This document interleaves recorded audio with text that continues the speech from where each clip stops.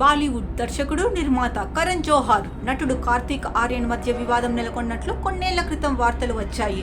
ఆయా వార్తలకు చెక్ పెడుతూ ఇటీవల వీరిద్దరూ ఐఫా అవార్డులకు వ్యాఖ్యాతలుగా వ్యవహరించారు. ఇందులో భాగంగా కార్తీక్ ను ఉద్దేశించి కరణ్ నవ్వుతూనే విమర్శలు చేశారు. ఇండస్ట్రీలో అసలైన స్టార్స్ ఖాన్ కపూర్లు మాత్రమేనని ఆయన అన్నారు. ఆ స్టార్స్ నటించిన చిత్రాలను ఇప్పటి వాళ్ళు దొంగలిస్తున్నారంటూ వ్యాఖ్యానించారు.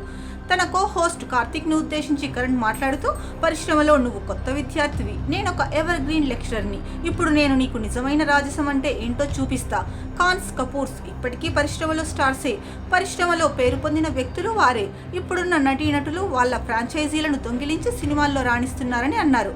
అంతేకాకుండా తనని తాను బాలీవుడ్లో కింగ్ మేకర్గా అభివర్ణించుకున్నారు. కరణ్ వ్యాఖ్యలకు ఒకంత అసహనానికి గురైన కార్తీక్ తనదైన శైలిలో స్పందించారు. ఎలాంటి సంబంధాలు లేకుండా పరిశ్రమలోకి అడుగు పెడుతున్నప్పటికీ తాను నటించిన భూల్ భూలయ్యా హిట్ అయిందని, కరణ్ జోహార్ రూపొందించిన student of the year 2 flop అయిందని గుర్తు చేశారు. పరిశ్రమలో రాణించాలంటే టాలెంట్ ఉండాలని అన్నారు. ఇదే కార్యక్రమంలో భూల్ భూలయ్యా 3 చిత్రానికి ఉత్తమ నటుడిగా కార్తీక్ ఆర్యన్ అవార్డు అందుకున్నారు. అనంతరం తన కెరీర్ను ఉద్దేశించి కీలక వ్యాఖ్యలు చేశారు. ఈ అవార్డు అందుకున్నందుకు నాకెంతో సంతోషంగా ఉంది. భూల్ భూలయ్యా ప్రయాణమంతా ఎన్నో సవాళ్లతో కూడుకున్నది. భూల్ భూలయ్యా 2కు నన్ను ఎంచుకున్నప్పుడు ఎన్నో ప్రశ్నలు తెరపైకి వచ్చాయి.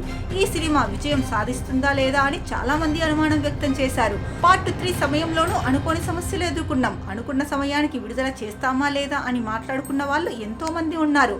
ప్రేక్షకుల ఆదరణ వల్లే నేనింకా రాణించగలుగుతున్నా అని తెలిపారు. ఇక భూల్ భూలయ్యా సినిమా అక్షయ్ కుమార్ది. పార్ట్ 2లో అక్షయ్ను పక్కన పెట్టి కార్తీక్ ఆర్యన్ను హీరోగా ఎంచుకున్నారు.